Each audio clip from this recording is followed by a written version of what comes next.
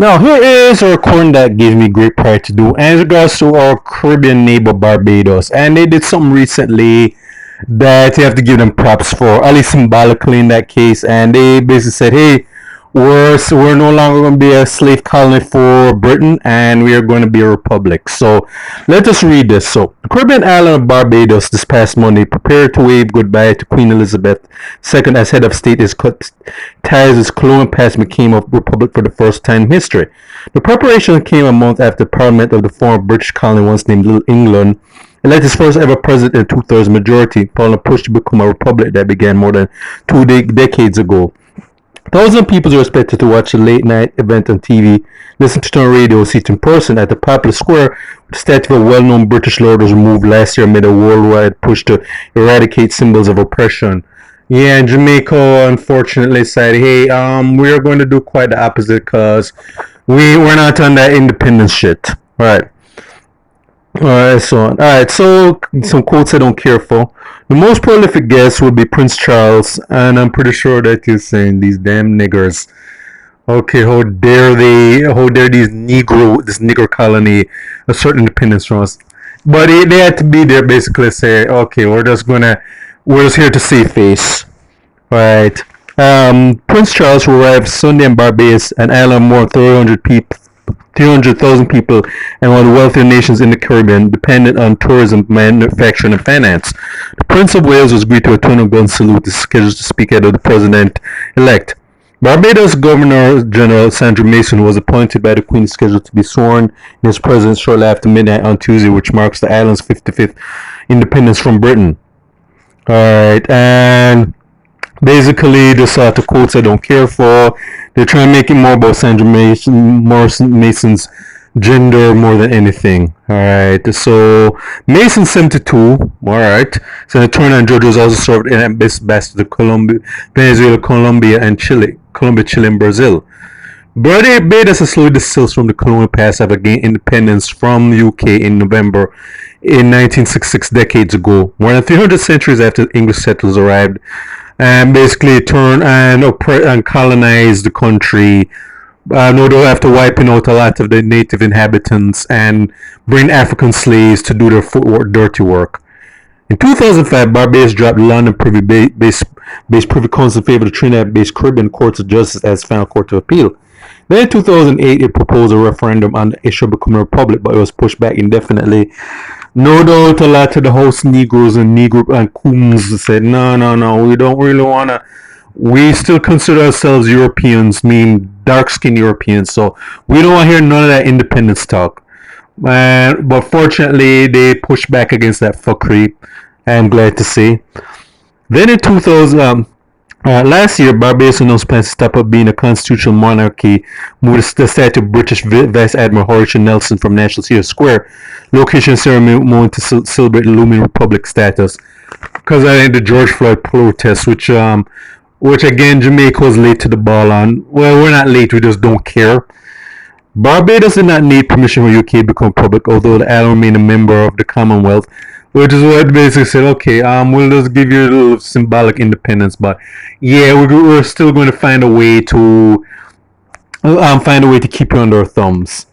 All right, so basically that is just so let's finish this with one last paragraph.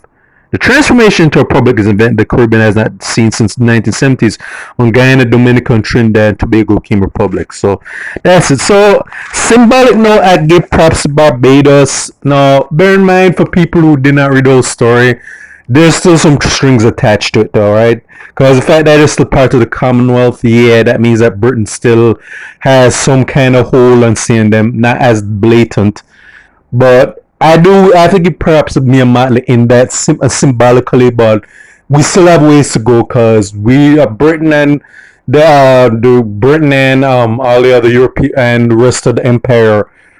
They haven't really shaken them completely, but I like the fact that they're saying, hey, Barbados had enough people, a critical mass of people, not even though they're not in the majority, obviously, who say, no, we really do not want to just remain as a little nigger colony. So yeah, we've been making moves to try and break our shackles, even though those shackles are not completely broken, bear in mind.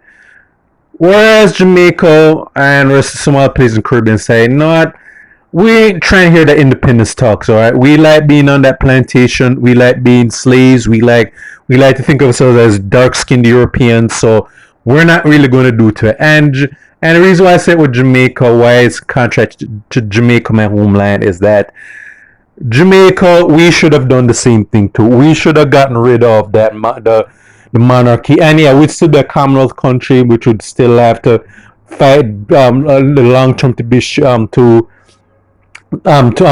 be completely free of. But the thing is that Jamaica decided that, you know what, we are not going to. We've decided that we have too many people who are still on that plantation. We have too many people decided that we want white mommy and white daddy, and even Asian white mommy and Asian daddy to be sitting on the proverbial throne while we are at begging or even groveling at their heels, like the cowards and subservient weaklings too many of us are. And that is a shame. But this should have inspired Jamaica to do say, hey, if Barbados, even though this was not a lot, this was not overnight. They've been doing this trend, this for decades. We should have got the ball rolling on it. But again, well, let's not expect our so-called leaders to, because many of those leaders again think that they're European, so they're not going to act in something that's going to inconvenience them greatly. So yeah, but the people, this is for the people of Jamaica. Jamaicans should have said, right now, said, oh, we should do like these other countries that have actually tried to stand on their own 2 feet and do stuff. We should be actually putting those words into actions. Cause yeah, we all can say we should be free. We should do some fat bun pound Rome, the Queen, Uncle Sam, whoever. But most of the Jamaicans don't really back up those words with actions. And I'm saying for the one Jamaicans who are not built who are built of a different stock, this should inspire you in the long run to say, you know what, we need more and more people to do stop power moves like this. And yeah, I'm gonna keep reiterating. We're still under the thumb of the Barbados still is under the thumb of Europe and these other countries because they're part of the Commonwealth. All right, so we're still not completely free, but I like what this represents symbolically. So I have to give Barbados props in that regard. We still have a ways to go, but I will give them props in that regard. So this is for State of Jamaica and the Caribbean. Check out my YouTube pages, Miles Grissom Farron, Miles Productions with Thoughts and Miles. Ciao.